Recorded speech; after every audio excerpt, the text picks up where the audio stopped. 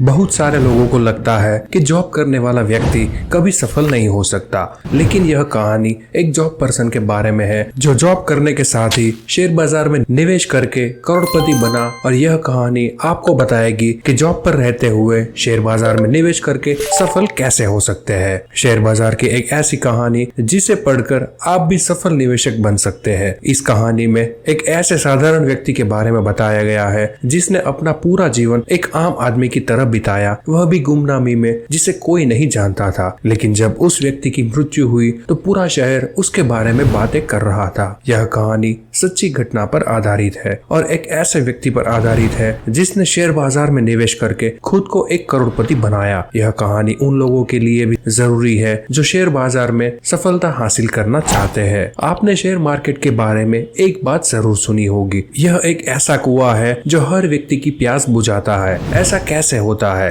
आइए जानते हैं। रोनाल्ड जेम्स रीड एक अमेरिकी जनहितैषी निवेशक और गैस स्टेशन परिचर थे। रोनाल्ड रीड का जन्म ग्रामीण वर्मोंट में हुआ था। वे अपने परिवार के हाई स्कूल पास करने वाले पहले सदस्य थे। यह इसलिए भी अधिक प्रभावशाली है कि वे प्रतिदिन रास्ते में अन्य लोगों को लिफ्ट लेकर कैंपस जाया करते थे जो रोनाल्ड रीड को जानते थे। उनके जीवन के बारे में बताने योग्य ज्यादा कुछ नहीं था। उनका जीवन इतना सामान्य था जितना किसी का भी हो सकता है। रीड ने 25 वर्षों तक एक गैस स्टेशन में कारों की मरम्मत की और 17 वर्षों तक जैसी पहने में फर्श पर झाड़ू लगाई। 38 वर्ष की आयु में उन्होंने $12,000 में एक 2 बेडरूम वाला घर खरीदा और अपना पूरा जीवन वही बिताया। 50 वर्ष की आयु में वे विधुर हो गए और उन्होंने फिर दोबारा विवाह नहीं किया। उनके एक मित्र का कहना है कि उनका खास शौक ईंधन की लकड़ी काटना था। साल 2014 में 92 वर्ष की आयु में उनका निधन हो गया और तब जाकर इस विनीत ग्रामीण जेनिटर ने सुर्खियां रची। साल 2014 में 28,13,503 अमेरिकी नागरिकों की मृत्यु हुई। इसमें से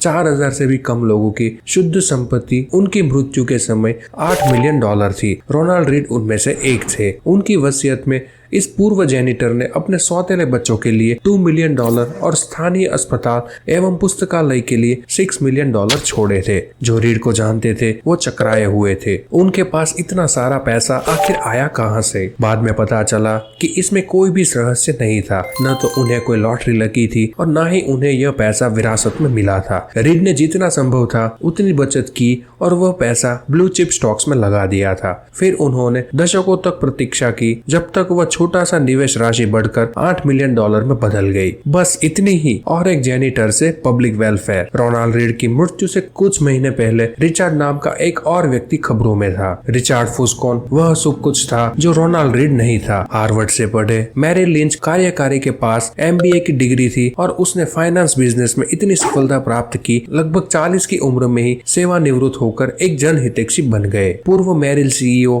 डेविड कोमासिंकी ने फुस्कोन के व्यवसाय कुशाग्रता, नेतृत्व क्षमता, उचित मूल्यांकन और व्यक्तिगत अखंडता की काफी प्रशंसा की। फ्रेंच बिजनेस मैगजीन ने एक बार उसे सफल कारोबारियों के 40 अंडर 40 सूची में शामिल किया, लेकिन फिर ठीक सोने के सिक्के उछालने वाले तकनीकी कार्यकारी की तरफ सब बिखर के रह गए। 2000 के पहले दशक के बीच फुस्कोन ने ग्रीनविच कनेक्टिविटी में एक 18,000 वर्ग फुट के घर का विस्तार करने के लिए जमकर ऋण लिया। इस घर में 11 गुसलखाने, 2 एलिवेटर, 2 स्विमिंग पूल और 7 गराज थे और इस घर के रखरखाव का खर्च, मासिक खर्च $90,000 से अधिक था। फिर वर्ष 2008 का वित्तीय संकट आ पड़ा। इस संकट ने वस्तुतः सभी भी आर्थिक स्थिति को चोट पहुंचाई। इसने फुस्कोन को प्रत्यक्ष रूप से मिट्टी में मिलाकर रख दिया। अत्यधिक ऋण और लायबिलिटी ने उसे दिवालिया बना छोड़ा। फिलहाल मेरी कोई आमदनी नहीं है, उसने 2008 में कथित तौर पर दिवालियापन का न्यायाधीश को बताया। पहले उसका पाम बीच वाला घर कब्जा कर लिया गया। इंश्योरेंस कंपनी द्वारा अनुमानित लागत से 75% कम राशि में नीलाम कर दिया गया। रोनाल्ड रीड धैर्यवान थे और रिचर्ड फुस्कोन लालची थे और बस इतना काफी था। दोनों के बीच की शिक्षा और अनुभव के विशाल अंतर को ग्रस्त करने के लिए यहाँ सीख रोनाल्ड की तरह ज्यादा या रिचर्ड की तरह कम बनने की नहीं है। हालांकि यह भी कोई बुरी सलाह नहीं है। ये कहानियों की दिलचस्प बात यह है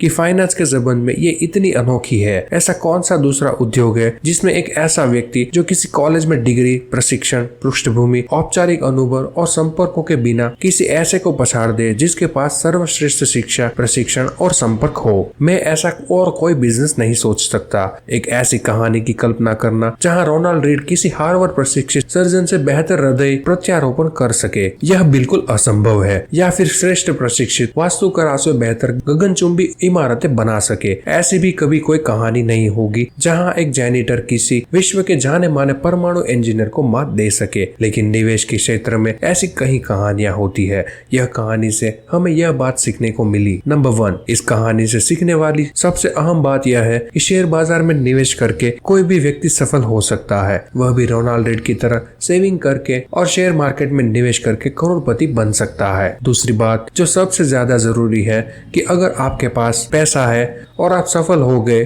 तो अपने पैसों के सही जगह निवेश करें। जैसा कि rich dad poor dad book में बताया गया है कि संपत्तियां खरीदना चाहिए और दायित्व को नहीं खरीदना चाहिए। तीसरी बात, जो लोग शेयर बाजार से डरते हैं उन लोगों को भी पता चलना चाहिए कि शेयर बाजार में निवेश करने के लिए कोई डिग्री या कोई खास प्रोफेशन की जरूरत नहीं है। अगर आप लगातार निवेश करते हैं तो आप भी रोनाल्ड रीड की तरह सफल हो सकते हैं। सो दोस्तों, अगर आपको ये वीडियो पसंद आया है तो हमारे इस वीडियो को लाइक करें, शेयर करें और हमारे चैनल को सब्सक्राइब करना ना भूलें। धन्यवाद।